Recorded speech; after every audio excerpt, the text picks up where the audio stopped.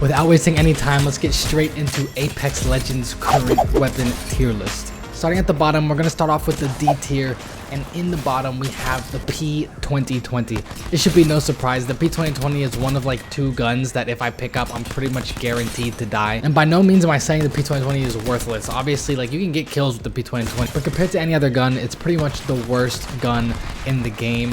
Now we also have to remember that it can put on hammer points that boosts its damage a little bit, but it's still not enough to bump it up any further than that. Now for the second and last weapon in the D tier, I don't care what you say. A lot of people think it's going higher. I don't care. I hate this gun to my core, okay? And that gun is the Mozambique. I don't care. I don't care. I don't care. You can hate. Now, am I putting it this low because I suck with the Mozambique?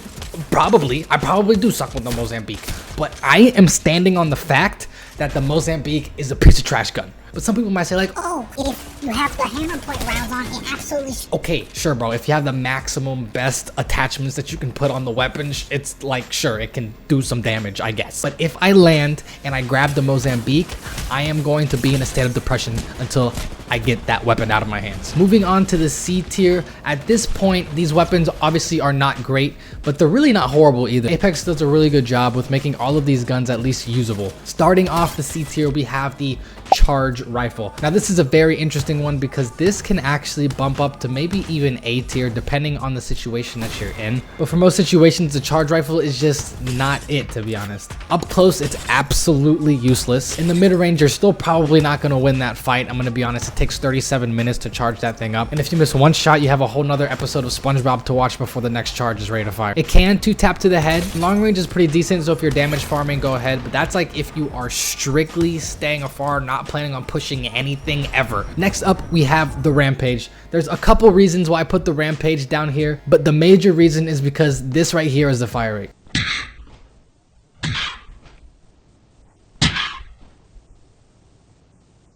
It's really, really slow. However, if you have thermites and you charge it up, I think that this weapon can be even high B, low A. But I just don't think I'm going to be picking up the Rampage knowing I'm going to have to keep like 4 thermite grenades in my backpack. It does have a large mag, which helps it out a little bit, but I'm going to still lock it in at C. And finally, the last weapon in C that I think could be borderline B. It could borderline be bottom of B.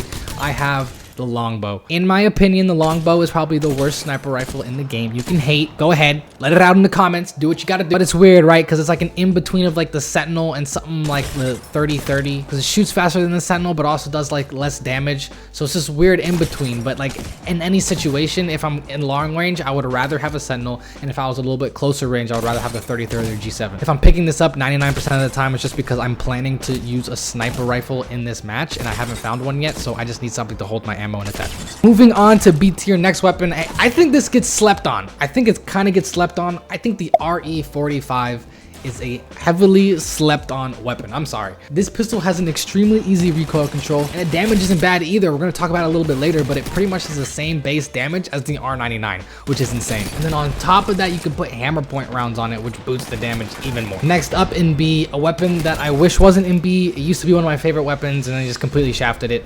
The R99. I'm gonna be honest, I borderline might pick the RE45 over the R99. If you don't have an extended mag, the R99 can no longer one mag pretty much anything, bro. That's a lie. If you hit like every single bullet, I think you can one mag somebody with white or blue shield, but you cannot one mag anybody with purple shield. Obviously, you're not gonna be running around with a naked R99 the entire match, so I can't bash on it too hard strictly on the fact that you're not gonna be able to one mag anybody without a mag. But the point is that it's gonna be a lot more difficult, even with an extended mag, to one mag anybody. Back in the day, that's the reason that people picked up the R99, because yes, it had like a shit ton of recoil and you really had to yank down your stick with all your might.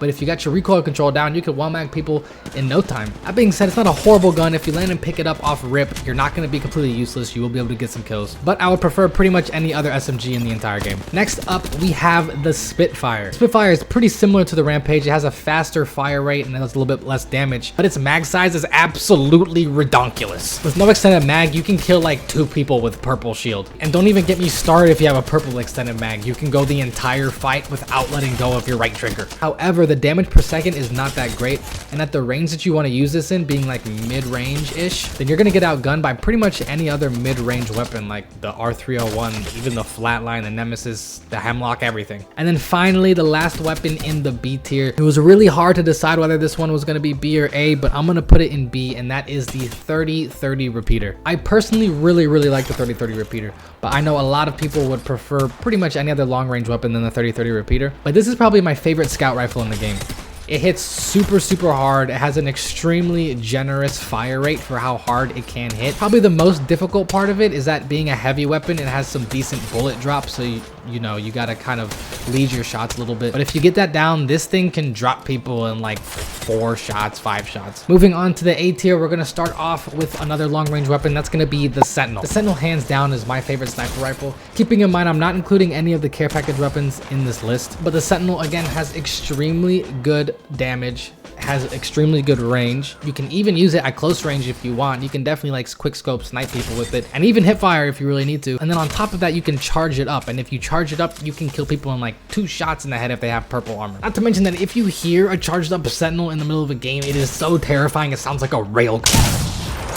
Next up, we have both of our shotguns, the Mastiff and the PK. Both of these are very good. I would probably prefer the PK over the Mastiff myself. The reason being is that the Mastiff has a strictly horizontal bullet spread, which is kind of weird to me, and it makes it really easy to not hit all of your bullets. However, if you're up close, it is still an insanely good shotgun. The PK, however, has a little bit more reliable damage output than the Mastiff. It's also insane the amount of damage that you can do at pretty crazy long distances. The choke is what makes the PK stand out. The longer you aim in, the tighter the bullet spread gets, pretty much to the size of like a fucking quarter. It can hit for huge numbers and flip the gunfight to your favor out of nowhere. Next up in A, we have the triple take. Like the PK, it also has a choke, and it has an extremely fast fire rate. This is a super popular weapon for distance fighting, and it's honestly a toss-up whether people use the Sentinel or the triple take more. The reason this is such a good gun is because of how forgiving it is.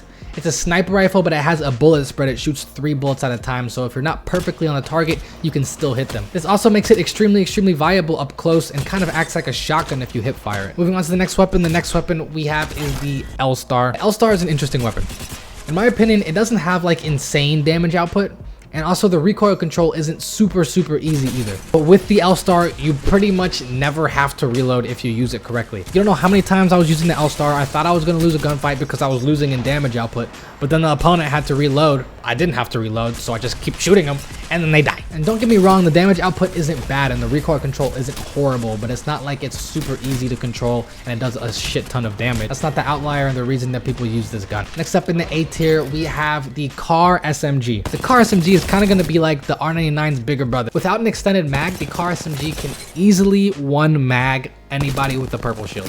Easily. Fire rate is slower than the R99, so technically the damage per second is going to be lower. However, the larger mag by a lot, and also the higher damage per bullet is what makes the Kar SMG such an amazing SMG. With a big extended mag, unless something crazy is going on, I'm pretty much one magging anybody that's really up close. This gun also lets you be flexible with what gun you pair it with because it can use heavy and light ammo. A lot of people think that that's good because you can like find more ammo and you have like more ammo that you can pick up that is usable. But the reason I think that this ability is so good isn't necessarily because of how much ammo you have in your disposal, but because if you're running a light weapon, you can have it on heavy. But if you're running a heavy weapon, then you can just switch it to light, and then you never really have to have 2 guns with the same ammo type. The next weapon in A tier for me is going to be the R301. Don't get me wrong, the R301 is an extremely good weapon. It has pretty decent damage. It has a really good fire rate for an assault rifle. The major reason I don't have this at S tier like I know some people might put it in is because for this gun to be the best gun of choice, it needs to be at a very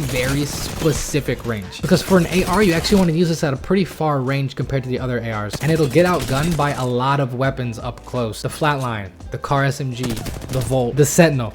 But again, this is still a very good weapon, and I have so much fun when I play with this gun, especially if I have a purple barrel stabilizer. I grab a purple barrel stabilizer and put on like a 3x scope on it and absolutely just beam people. I know there's a lot of guns in the A tier. I think that they do a very good job making a lot of the guns in this game very good. The next gun in the A tier is going to be the Alternator.